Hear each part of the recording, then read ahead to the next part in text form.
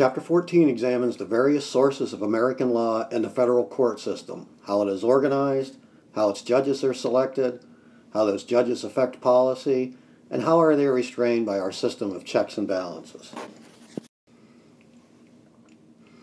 American law is rooted in the common law tradition, which is part of our heritage from England. The common law doctrine of stare decisis, which means to stand on decided cases, obligates judges to follow precedents established previously by their own courts or by higher courts that have authority over them. Precedents established by the United States Supreme Court, the highest court in the land, are binding on all lower courts.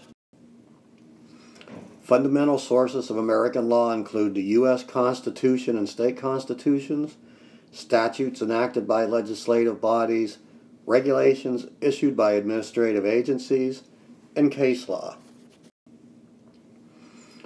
Article 3, Section 1 of the U.S. Constitution limits the jurisdiction of the federal courts to cases involving A, a federal question, which is a question based at least in part on the U.S. Constitution, a treaty, or a federal law, or B, diversity of citizenship, which arises when parties to a lawsuit are from different states or when the lawsuit involves a foreign citizen or foreign government. One of the terms you will need to know for your quiz is amicus curiae briefs, or arguments by those interested in a case but are not official parties to the case. Federal court is a three-tiered model consisting of A, U.S. district or trial courts and various lower courts of limited jurisdiction, B, intermediate U.S. courts of appeal, and C, the United States Supreme Court. Cases may be appealed from the district courts to the appellate courts. In most cases, the decisions of the federal appellate courts are final because the Supreme Court hears relatively few cases.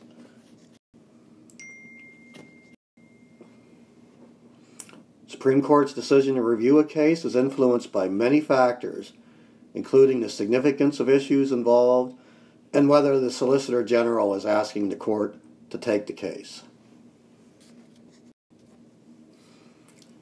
After a case is accepted, the justices, with the help of their law clerks, undertake research on the issues involved in the case, hear oral arguments from the parties, meet in conference to discuss and vote on the issues, and announce the opinion, which is then released for publication.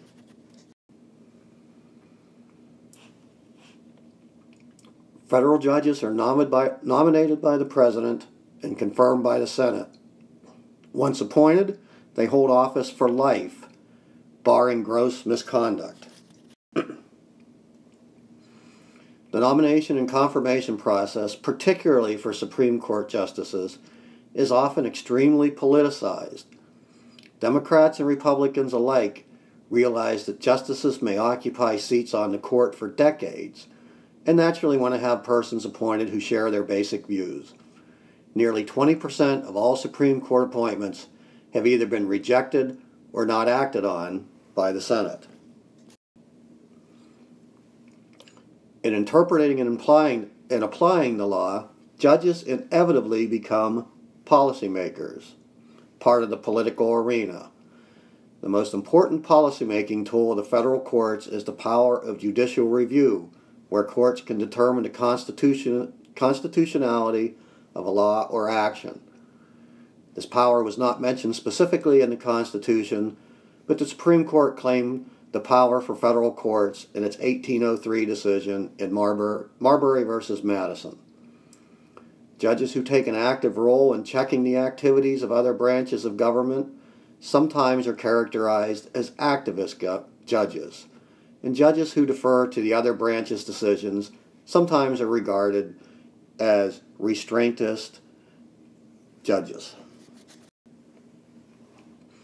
The Warren Court of the 1950s and 1960s was activist in a liberal direction, whereas the more recent Rehnquist and Roberts courts became increasingly activist in a conservative direction. When William Rehnquist was appointed Chief Justice in 1986, the Supreme Court began a rightward shift over time issued a number of conservative opinions.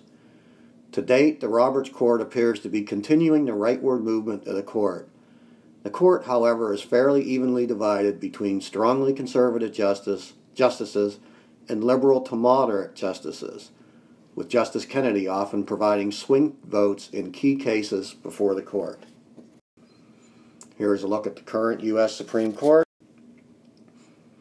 Finally, checks on the powers of the federal courts include executive checks, legislative checks, public opinion, and judicial traditions and doctrines.